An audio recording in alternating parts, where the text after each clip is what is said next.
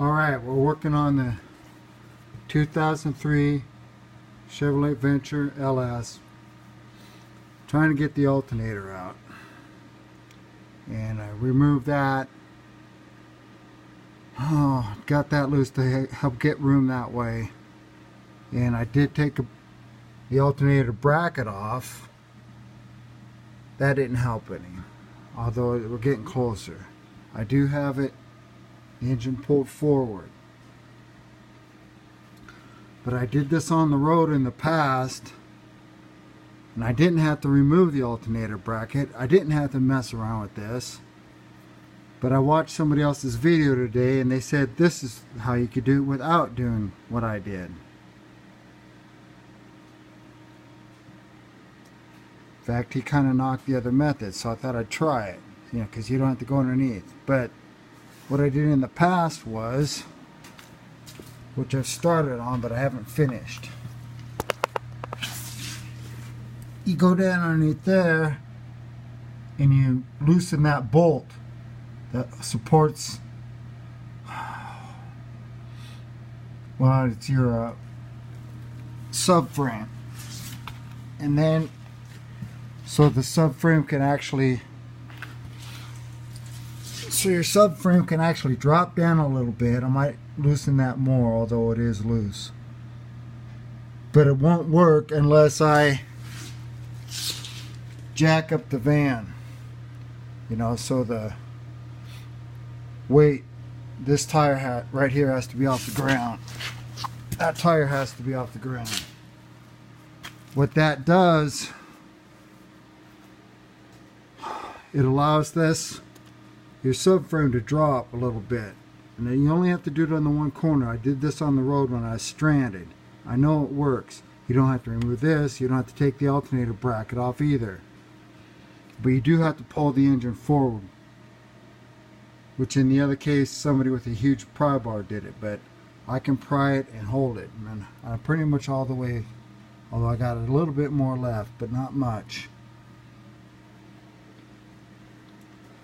Anyway,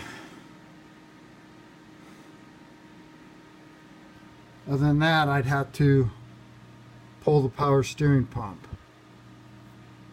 And in my book, my Haynes manual, says I can get it loose and not disconnect the hoses and make this work.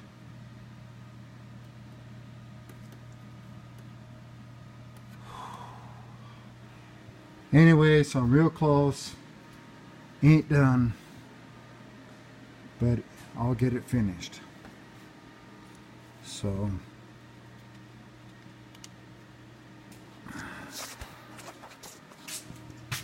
working on the 2003 Venture van.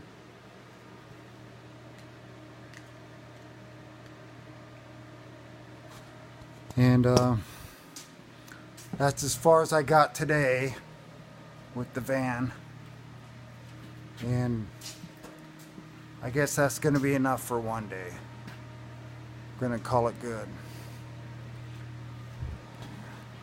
Tomorrow's one more day off.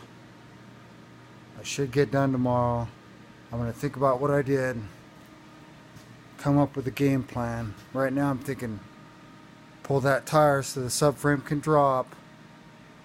And if that still doesn't give me enough clearance, then I got to pull the power steering pump out, or at least get it loose so it'll move out of the way.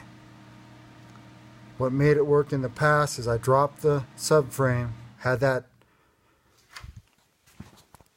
tire off, the passenger side front tire, and the other person pulled it ahead with a big bar, which, like I said, I've pretty much used up all the room I got there, although there is a tiny bit more. And then I was able to slip that out to get that alternator out.